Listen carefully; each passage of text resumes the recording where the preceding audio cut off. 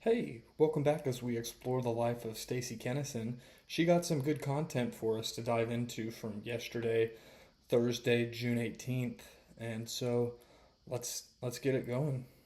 Hey, it's me, Stacy Kennison. I just want Jenny Mercer and Sandra Bullock and everybody in that witchcraft crime ring and everybody in the whole world, over for that matter, that my English royal family relatives like Camilla, Charles, Kate, William, Harry, and Meghan are lower than me. That's right. They're involved in witchcraft and crime. They just happen to have a lot of money, and they're not going to tell me what to do. And I know that they're friendly with a lot of here in America. So here's what I want everybody to tell the English royal family, that when you get in trouble with your here in America, you don't have a right to come looking for your relatives to concession or to kill or anything like that. So you're not going to give me over to the Irish. I know that they did something like that to my immediate family a long time ago. I'm not going to be with the Irish that keep blaspheming my Holy Spirit, making scientific experiments out of me, and they keep abusing and exploiting me and trying to use me for money and to damage me. So I don't like the Irish. I never really have. All the Irish Americans here in America took advantage of me and used me because they know I'm closely related to the English royal family, and that the English royal family didn't care enough about my immediate relatives. So, English royal family, you're not going to make a deal about how to mess me over, concession me or my family, or give us over to the Irish. I don't stop being English and above you just because you're a criminal with people here in America. Now, if we check the scoreboard, we'll see that she does identify as Irish. So I guess perhaps she's a self-hating Irish. Hey, it's me, Stacy Kennison. I'm still here in Madison, Wisconsin. I thought I was going to move this month, but I'm still here, probably moving next month. And there's a chronic plot to kill me. It's been going on for most of my life. There's been a plot to kill me. Right now, they want my dad, who's staying underground, to move. And I've heard people harassing him to move, and my sister to move, and they're threatening to kill him and my sister, my half sister. And it's because they want to burn me at their shelter. They want to burn me alive at the shelter, or cut me into at their shelter, or kick me out, or give me over to the mafia. They don't like, Jenny Mercer and Sandra Bullock don't like the fact that my dad is one of the few men in my family left. Since I never married and had children of my own, I don't have a boyfriend, and I had some ex-boyfriends that were really bad, that didn't care about me at all and did me really dirty a long time ago. My dad still cares about me and wasn't going to go along with me burning and being cut in two. And I guess all the women at their shelter have made some kind of deal where they don't care about me, and they always have to be told to be quiet because they will find out how rude they are. I'm starting to realize how rude they are. So I've been here for over a year, so I'm okay with moving. I always was okay with moving, but what I'm not okay with is having to move all the time after someone denies me an exorcism and a blessing, because it affects my ability to have my own housing and keep myself, and to not be a problem for other people, and for at the cafe, the restaurant, the store, the streets, wherever I go. And it gives me a problem with that, and then it gives me a problem being able to go to church, right? It's preventing me from having my own place, from having a job, because I don't make enough money to qualify for housing, and government wait lists can be long, and government's cutting back on a lot of things. So I need a part-time job or another source of income to qualify for housing, and I can't really do that safely because I'm too sick and damaged and compromised and spiritually in need of an exorcism and blessing to really justify getting a job and living on my own, because people have tried to kill me when I've been home alone several times. So I'm really not interested in going back into a situation where I have my own apartment or home where someone tries to kill me when I'm home alone again.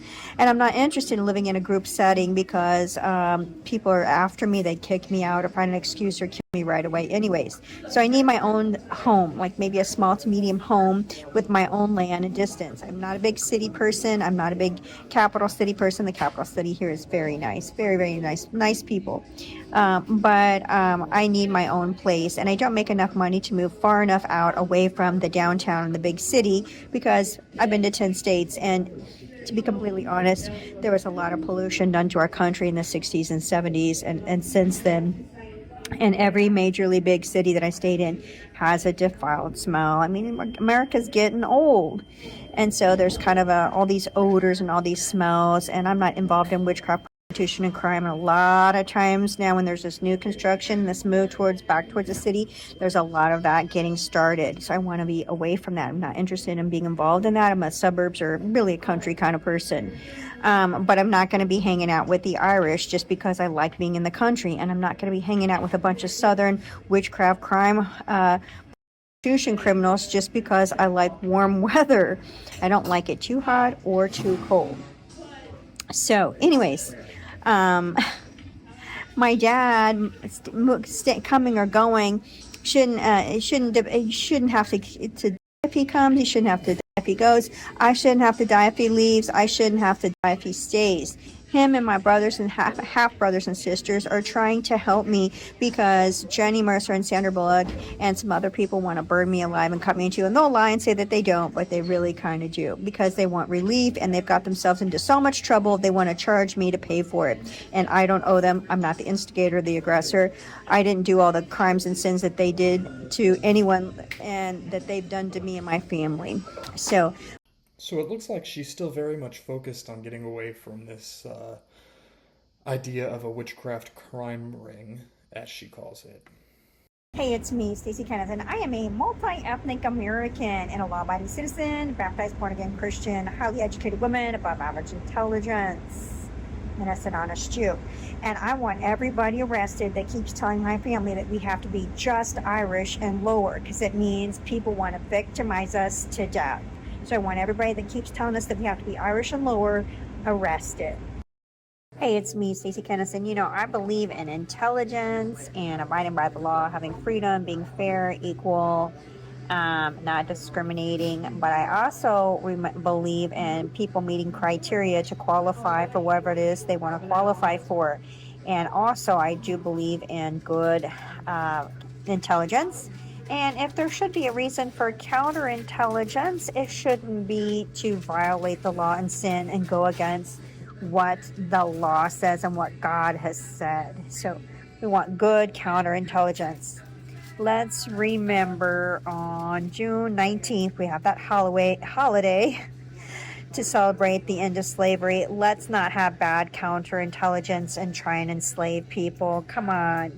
We don't want to have counterintelligence that requires us to sin or violate the law or defeat the whole purpose of what we're celebrating or what it is that we're doing.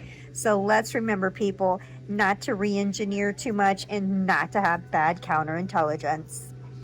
Hey, it's me, Stacy Kennison. When I was growing up, I lived on a farm with my mother, and she always told me to yield to the person that has the biggest heavy load and get out of their way. And I think that is good common sense. Like when someone is very burdened, you shouldn't make them more burdened and you shouldn't get in their way. Unless, of course, they're doing some sin or crime that's harming people. If someone's sick, you should probably not make them more sick. And you shouldn't try and take precedence over them. You should probably yield, get out of their way, or help them be well. So let's remember, people, when people are sick and have some kind of disability, or they're very needy and vulnerable or have a heavy load, not to get in the way and make it worse. Thanks for joining me as we explored Stacy Kennison's day, and look forward to meeting with you guys tomorrow and discussing what she did today. Have a good one. Take care.